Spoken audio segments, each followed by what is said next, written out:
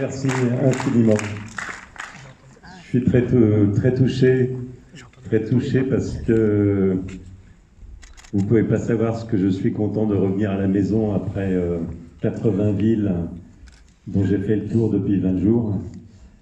Très touché par l'accueil que vous faites à ce film, parce que c'est aussi le film qui m'a le plus coûté en termes d'énergie, de difficulté, celui peut-être aussi qui me fait le plus plaisir, parce qu'il parle de choses qui me paraissent très importantes aujourd'hui, qui sont, vous l'avez vu il y a quelques secondes, puisque c'était dit, 420 millions d'oiseaux qui ont disparu du ciel européen, c'est-à-dire un tiers des oiseaux. C'est beaucoup.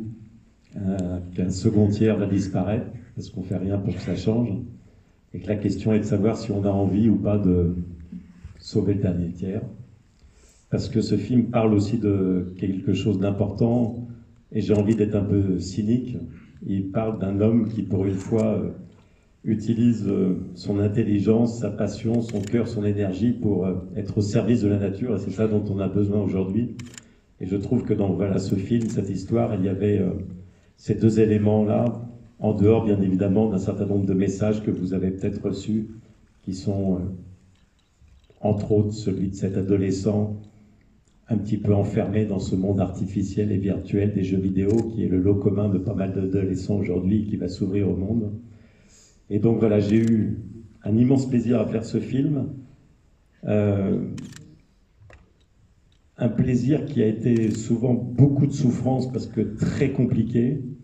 Et d'ailleurs, à ce titre-là, je voudrais remercier et que vous applaudissiez, parce qu'ils le méritent, des gens qui sont ici, qui ont contribué au succès du film, puisqu'ils ont fait partie de ceux qui m'ont aidé à ce que ces petites oies naissent, grandissent, volent.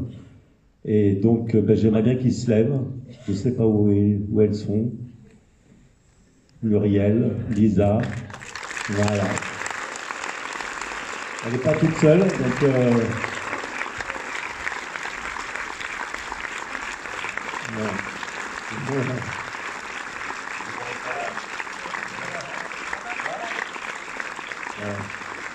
Bon, il y a Marie qui ne veut pas se lever, enfin voilà. Voilà les régionales de l'étape.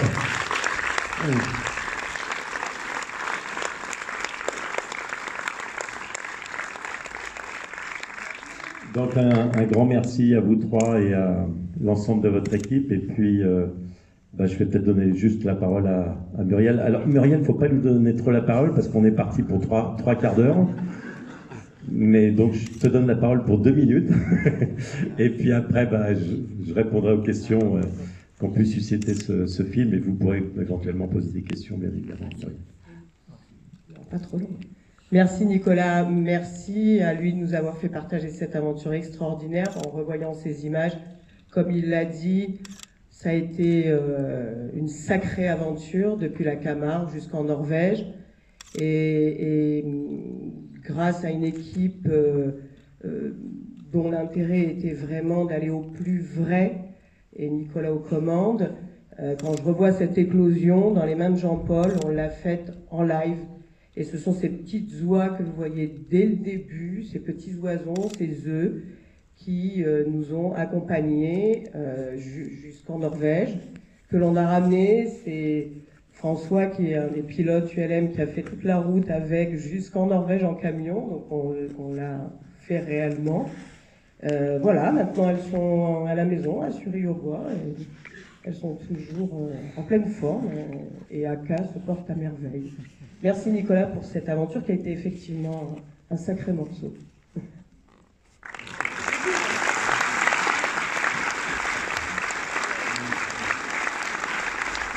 Effectivement,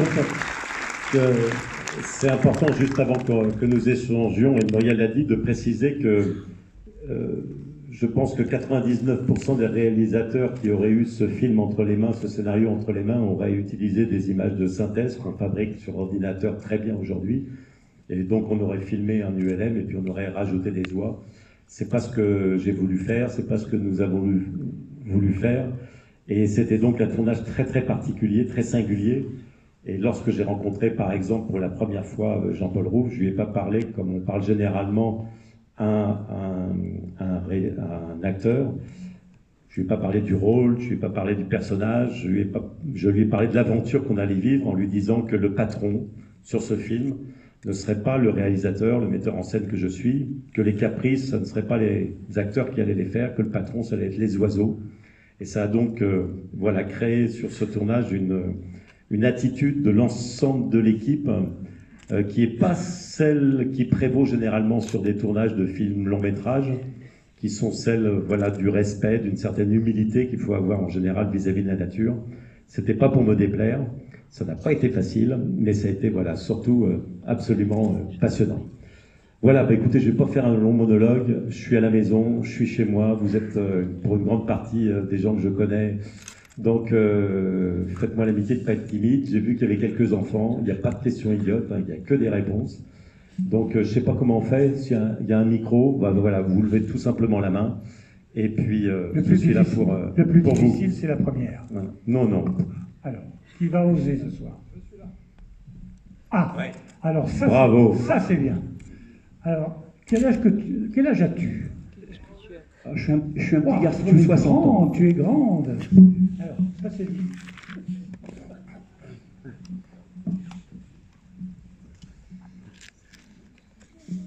C'est pourquoi Aka, elle n'est pas comme les autres oies.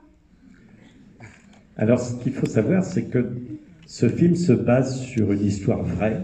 Hein, c'est dit dès le début du film, de Christian qui, à 20 ans, a effectué ce même voyage que celui que vous avez vu, qui a imprégné les oies, qui leur a appris à voler, etc., etc.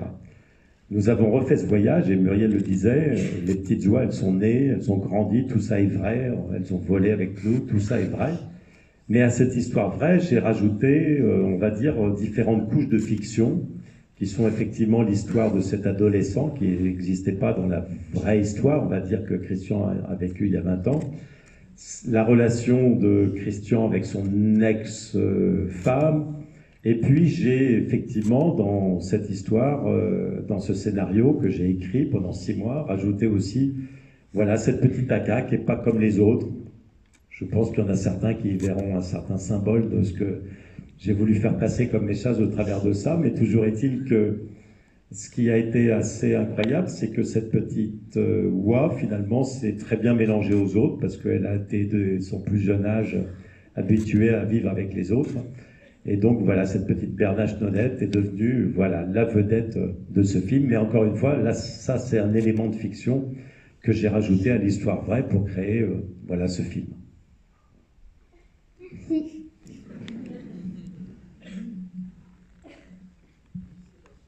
Oui. Bonsoir. Bonsoir. D'abord, un immense bravo. Je crois, enfin, mon sentiment, d'abord, c'est un immense bol d'air pur. Je pense que sincèrement, au lieu de rembourser des psychotropes, la sécurité sociale ferait mieux de rembourser des places de cinéma pour venir vous voir. Moi, je suis d'accord. Ça, c'est le préambule, c'est pas ma question. Je crois que votre film, il est clairement, comme régulièrement, il est vecteur, je dirais, de messages éco-responsables. Donc en France, nous avons la chance de vous avoir. Nous avons Yann Arthus Bertrand. Malheureusement, ça n'est pas partout pareil. Et je voudrais avoir votre sentiment sur, je dirais, le message justement éco-responsable que vous passez. Je pense notamment outre-Atlantique. Est-ce que vous pensez que des films comme le vôtre peuvent avoir une influence sur les climato-sceptiques? Il y a beaucoup de questions dans la même question. Alors déjà, merci pour votre compliment qui me touche. J'ai pas la prétention de pouvoir changer le monde avec un film. J'agis avec les moyens qui sont les miens et qui sont d'essayer de provoquer de l'émerveillement, une certaine prise de conscience, et c'est vrai qu'elle est là aujourd'hui au niveau mondial. Vous parlez de climato-sceptiques, il n'y en a plus. Ce que je veux dire par là, c'est que les derniers rapports du GIEC, en tout cas depuis 3 ans, et le dernier il y a quelques jours, sont incontestables et incontestés. Même si certaines personnalités, comme cet imbécile de Trump, nous dit que l'Amérique d'abord, l'emploi d'abord, l'économie d'abord, et puis le climat, je m'en fiche. Pourquoi il s'en fiche? C'est parce que Trump, il est élu pour quelques années, et que les effets sur nos actions d'aujourd'hui, ou que pourraient avoir les États-Unis aujourd'hui, n'auront d'effet que dans 20 ou 30 ans. Et Trump, il se fiche totalement de ses enfants qui, de par le monde, ça ne vous a pas échappé, sont en train de se lever pour nous dire « Vous êtes très gentils de nous demander d'aller à l'école, de préparer notre avenir, mais un avenir sans oiseaux, sans forêt, ça ne nous intéresse pas. » Donc, ce à quoi je crois, c'est déjà qu'effectivement, depuis quelques années, grâce au ciel, les rapports que nous font le GIEC sont incontestables, incontestés. Ce qui est certain, c'est que les simulations qui sont faites sur l'avenir sont absolument effrayantes et qu'il faut absolument que nous changions de système. Ce qui est certain, c'est qu'il est très difficile, on l'a vu lors de la COP21, on l'a vu à Biarritz, on l'a vu à New York, malheureusement encore il y a 15 jours, que les États les plus riches du monde se mettent enfin d'accord pour changer de système. Donc je crois beaucoup aux citoyens du monde, que sont à la fois ces enfants qui se lèvent, et puis chacun d'entre nous, qui vont dire à nos gouvernements qu'ils sont là pourquoi? Ils sont là pour nous obéir, les gouvernements. Ils sont là pour nous obéir. Et j'en finirai là-dessus. Il faut bien comprendre que celui qui détient le pouvoir de changer tout ça, qui détient le pouvoir de faire que la forêt amazonienne cesse d'être détruite, qui a le pouvoir de faire en sorte que les oiseaux reviennent, le roi du monde aujourd'hui, qu'on le veuille ou non, qu'on aime ça ou non, il n'a qu'un seul nom, c'est le consommateur. C'est-à-dire chacun d'entre nous. La forêt amazonienne, c'est pas le président brésilien, aussi stupide soit-il, c'est pas les bûcherons qui coupent la forêt. La forêt amazonienne, c'est l'huile de soja et l'huile de palme. Ça veut dire que c'est des pâtes à tartiner chocolatées et c'est de la viande. Et vous avez tous, à partir de demain, la possibilité en tant que consommateur de pouvoir pénaliser ces produits qui détruisent les oiseaux, qui détruisent la forêt amazonienne, qui détruisent la biodiversité. Et vous avez la possibilité de pouvoir au contraire acheter ces produits de plus en plus nombreux, qui ne détruisent pas la forêt amazonienne, qui sont vertueux. Voilà, je pense qu'il faut comprendre cette importance et ce pouvoir que nous avons tous en tant que consommateurs. La carte d'électeur est une carte qu'il faut user, bien évidemment, mais je vous assure que la carte bleue peut avoir un sacré impact sur ces questions qui nous préoccupent et sur ce dont vous avez parlé. Merci.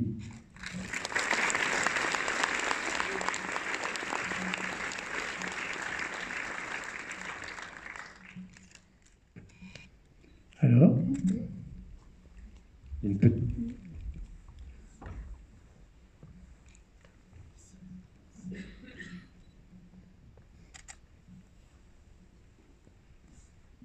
Bonjour. Bonjour. Alors je sais que ça a été une vraie histoire, mais si vous aurez pu choisir le thème, à part les autres, vous aurez choisi quel animal? Quel? Animal.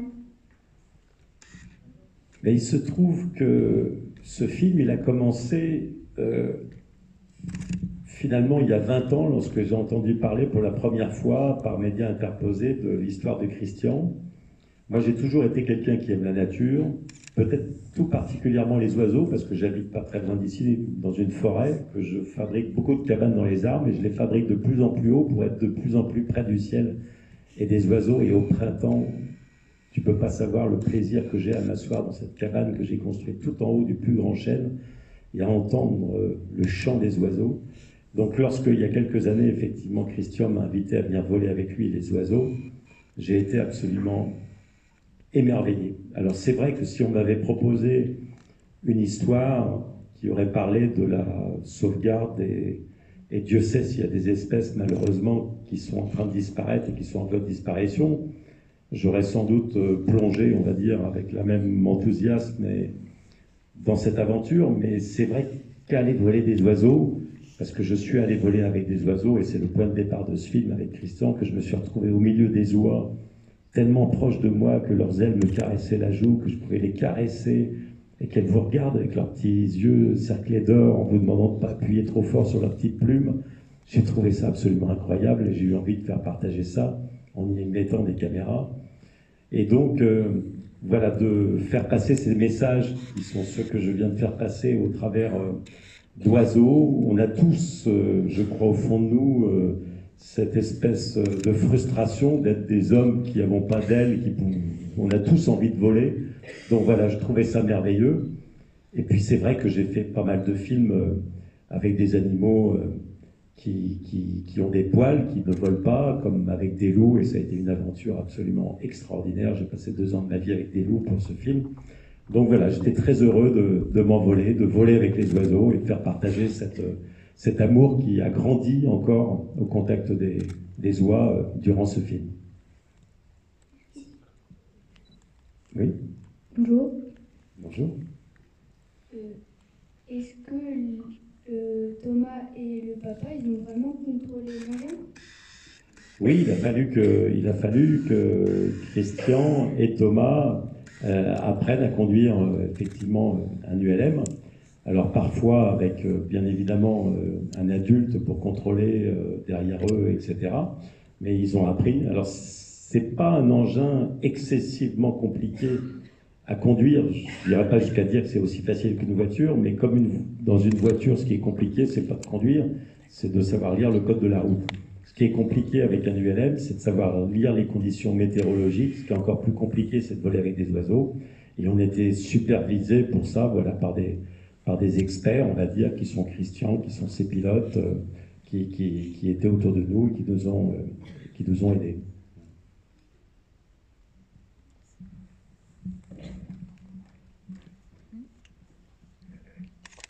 Bonjour. Bonjour.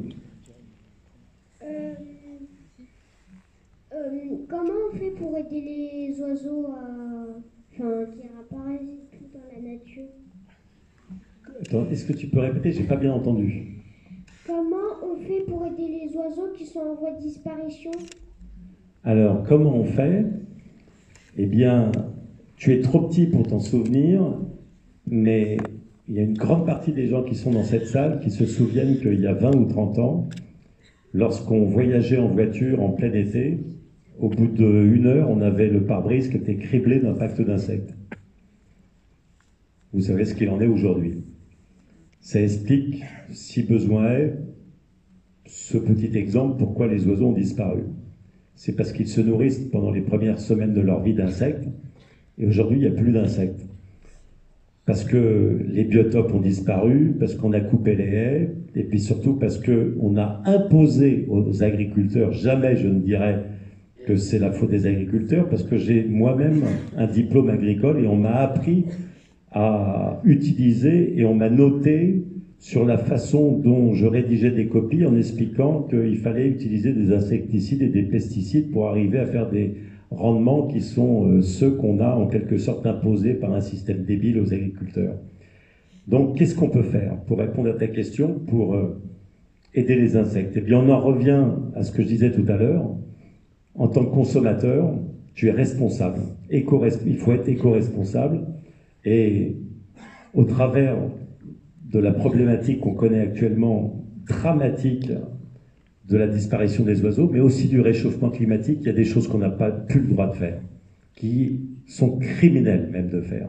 Je dirais que si demain, ta maman, elle va au supermarché, puis qu'elle achète une motte de beurre, je vais dire n'importe quoi, qui vient de Bolivie ou d'Argentine, c'est criminel. Alors même qu'on fait du très bon beurre à quelques kilomètres de chez nous.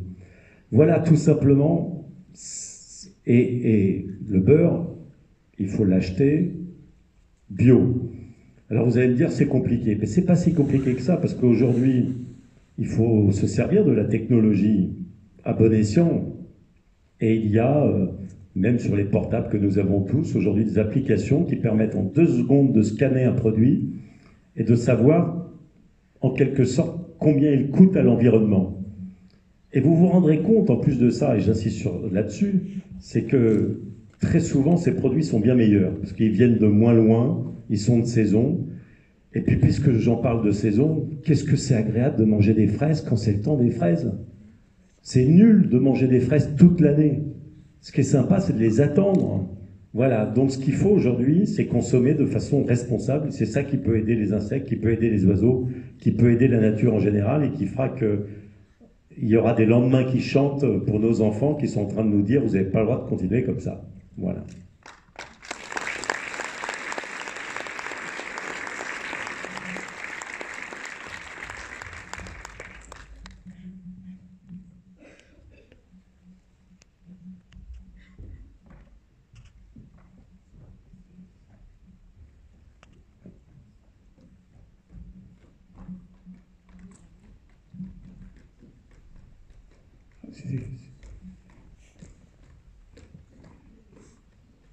Ah, c'est monsieur, je n'avais pas vu. Pardon. Bonsoir. Bonsoir. Bravo, bravo. Avec les pays traversés, tels que la Norvège, la Suède, le Danemark, les autorisations ont-elles été faciles parce que ce sont des pays qui normalement sont vertueux? Est-ce qu'ils vous ont aidé? Est-ce qu'ils vous ont poussé à faire ce film? Alors, il y a deux choses. Ça a été relativement facile, effectivement, d'obtenir les autorisations pour pouvoir tourner ce film, parce que nous avions une coproduction avec les Norvégiens, et que les Norvégiens se sont donc occupés de toutes les autorisations concernant la partie, on va dire, scandinave. Ce qui se passe, et vous l'avez compris au travers de ce film, c'est que l'idée première de Christian était de sauver cette espèce qui est donc les oies naines, qui, pour sa population européenne, est en voie de disparition. Elle l'est encore aujourd'hui, parce qu'il a fait ce voyage il y a 20 ans avec 15 oiseaux, et que ce n'est pas un nombre suffisant pour pouvoir reconstituer une population viable. Pour qu'elle soit viable, il faudrait repartir avec 150 oies. C'est l'un de nos projets, l'un de nos rêves, ce sur quoi je suis en train de travailler. Et l'un des gros problèmes est que nous n'avons pas effectivement les autorisations, que nous ne pouvons pas obtenir en quelque sorte les autorisations pour avoir un passeport pour les oies, pour effectuer la totalité du voyage, parce que des pays comme la Norvège, la Suède et les Pays-Bas ne sont pas aujourd'hui d'accord sur la politique de réintroduction des oies. Et voilà, tout ça est compliqué. Donc on y travaille, j'ai quelques contacts et à très haut niveau pour essayer d'y parvenir, mais vous touchez là effectivement au travers de votre question sur un sujet un petit peu sensible. Nous avons un partenariat avec la Ligue de protection des oiseaux, j'ai des contacts et au plus haut niveau dans le gouvernement actuel pour essayer de faire pression voilà, sur ceux qui prennent ces décisions et qui font en sorte qu'aujourd'hui ça ne soit pas possible. Voilà, en deux mots.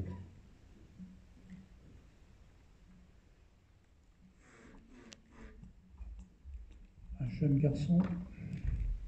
Il y a des jeunes garçons et des jeunes filles qui parlent ce soir. Bonjour. Bonjour. Ma question, ce serait de savoir pourquoi ce titre, Donne-moi des ailes, et à qui s'adresse-t-il?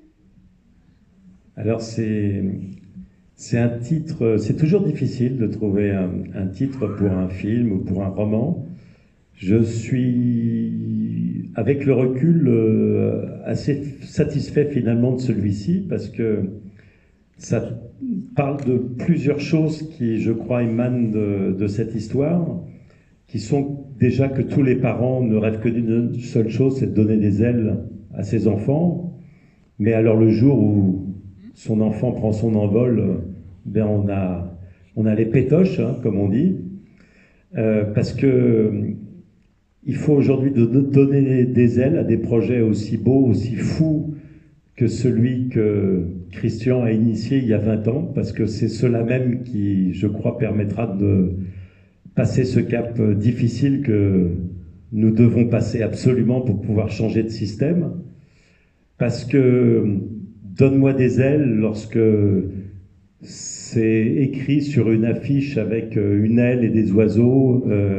Je trouve qu'il y a quelque chose d'assez poétique. Voilà, c'est un petit peu tout ça. Et donc, que dire de plus, sinon que j'ai pas envie, même si j'en avais la possibilité aujourd'hui, de changer de titre. Voilà. Mais au-delà de cette belle histoire des oies, de la nature, etc., il y a quand même une belle histoire de fond dans le film entre un père et son fils. Son père est séparé et le fils retrouve son père. Et ça, c'est quelque chose qu'on ressent pendant tout le film, entre bien sûr Jean-Paul, qui est exceptionnel dans ce merveilleux film, mais le garçon qui interprète également le rôle, il est magnifique. Mais voilà, vous n'avez pas voulu uniquement parler de la nature, mais vous avez parlé de la relation entre père et fils.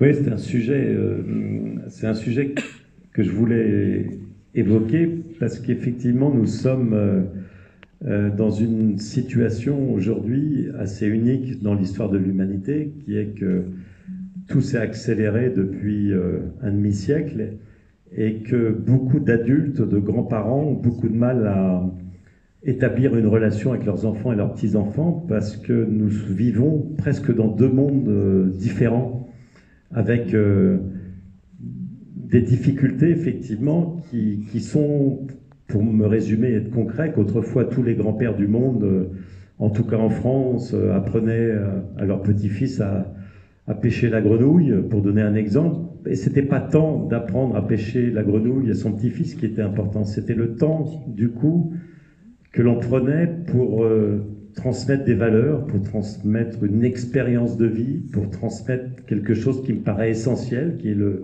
passage de relais de génération en génération. Et c'est vrai que ce bâton-là, aujourd'hui, est difficile parce que nous sommes dans une accélération de la société qui fait que les générations ont du mal à se parler entre elles. Et donc j'avais envie aussi, au travers de cette histoire, ça fait partie des éléments de fiction que j'ai apporté à cette histoire, voilà, d'en parler. Merci. Écoutez, je pense qu'il se fait tard pour tout le monde. On va peut-être prendre une dernière question, s'il y en a une. Et... moi, j'en ai une dernière. Monsieur. Un vrai monsieur, alors. Un vrai monsieur. Merci, bonsoir. Les scènes les plus difficiles à tourner, celles qui ont été le plus vraiment ras-le-bol, ça a été lesquelles dans le film? Oh non, Muriel, ça a été super facile. Il n'y a eu aucun problème? Ça a été très compliqué et il manque pas mal de traits parce que c'est difficile de tourner avec des animaux. Encore plus difficile avec des animaux qu'on ne peut pas dresser. On peut dresser un chien, on peut dresser un certain nombre d'animaux, mais pas des oies. Encore plus difficile parce que ça se passe dans le ciel.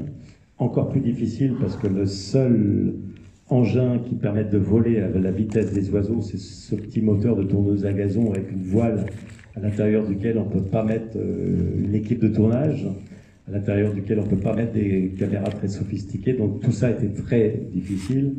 Parce que lorsqu'on part avec un drone, les oies elles se planquent parce qu'elles pensent que c'est un rapace qui va vouloir les attaquer. En fait, voilà, tout ça a fait que, effectivement, et c'est pour cette raison que je tenais à remercier l'équipe qui est ici, tout ça a été très compliqué, mais j'ai envie de remplacer ce mot compliqué par passionnant, parce que je trouve ça passionnant que de travailler voilà, avec des oiseaux qu'on peut en aucun cas forcer à faire ce que l'on voudrait. On peut forcer un comédien, on peut dire à Jean-Paul, demain matin, on se lève à 4h du matin, et puis on lui botte le cul pour qu'il se lève à 4h du matin. Avec des oiseaux, non, il faut avoir une attitude, une approche qui est voilà, totalement différente, qui fait appel parfois à l'instinct, parfois au génie des dresseurs et autres, mais voilà, je trouve ça absolument passionnant. C'est tous les jours un peu de création, beaucoup de travail, mais encore une fois, j'ai envie de finir là-dessus, vraiment passionnant.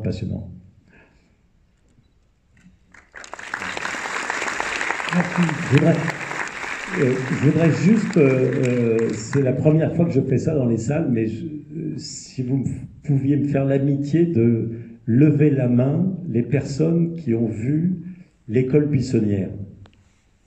Ah oui, d'accord. Ah oui, non, bah merci beaucoup parce que ça m'intéressait. Merci beaucoup. Et bah ça me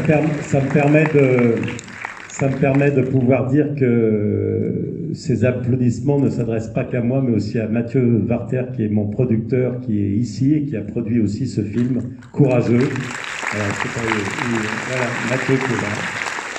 Voilà.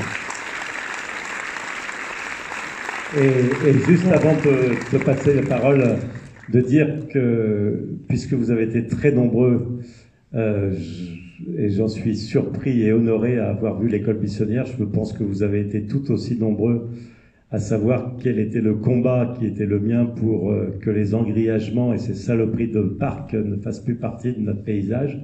Et je voulais remercier à cette occasion l'association avec laquelle on travaille et qui travaille depuis 20 ans pour faire en sorte que les choses changent. On va continuer, n'est-ce pas Raymond, on va continuer.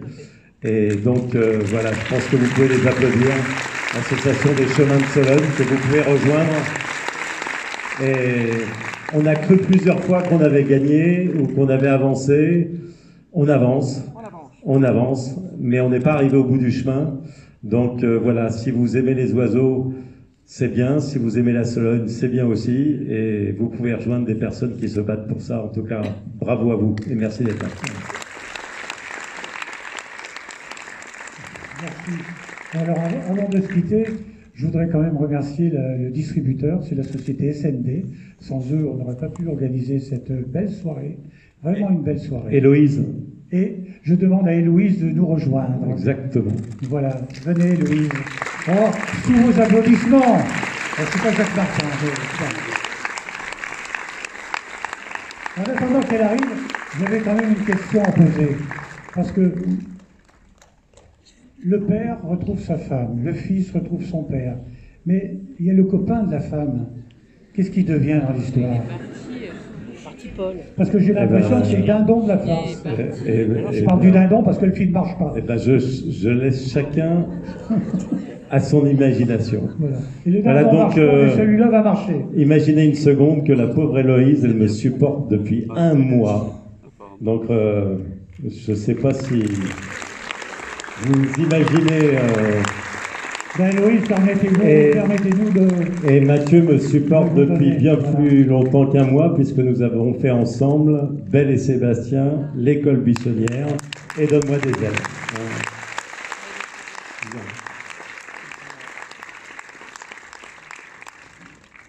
Merci à tous pour votre accueil, merci d'être là. C'est un moment particulier parce que, comme le disait Nicolas, 80 dates, c'est 1 mois, c'est 2 ans de travail pour le début de cette aventure. Donc, moi, je suis un petit peu ému parce que, en fait, pendant 2 ans, on travaille sur le film, sur tous ses aspects, depuis l'écriture jusqu'au dernier mot du générique. Et puis là, c'est comme un enfant comme un enfant qui s'envole, on lâche et il nous appartient plus. Maintenant, le film, il appartient au public. Donc, la meilleure pub que vous puissiez faire, c'est en parler. Et puis, revenir le voir, pourquoi pas. Mais en tout cas, maintenant, le film vous appartient, c'est votre film. Donc, à bientôt et merci encore. Alors, vous connaissez tous. Qui connaît les chocolats de Monsieur Sébastien Papillon ? C'est un peu comme ton film, en fait. Un peu. Permettez-moi de vous offrir quelques chocolats d'Orléans, les meilleurs chocolats. Et puis Nicolas, il va partir ce soir à sa campagne, peut-être. Oui, non, Paris. Non, reste dans la Sologne. Eh bien, quand vous allez arriver, une petite goutte, ça fait du bien avant de s'endormir. Mesdames, messieurs, je vous remercie d'être venus si nombreux, d'avoir posé de belles questions, et je fais un grand bravo, mais je compte sur les adultes, un grand bravo pour tous les enfants qui sont dans la salle.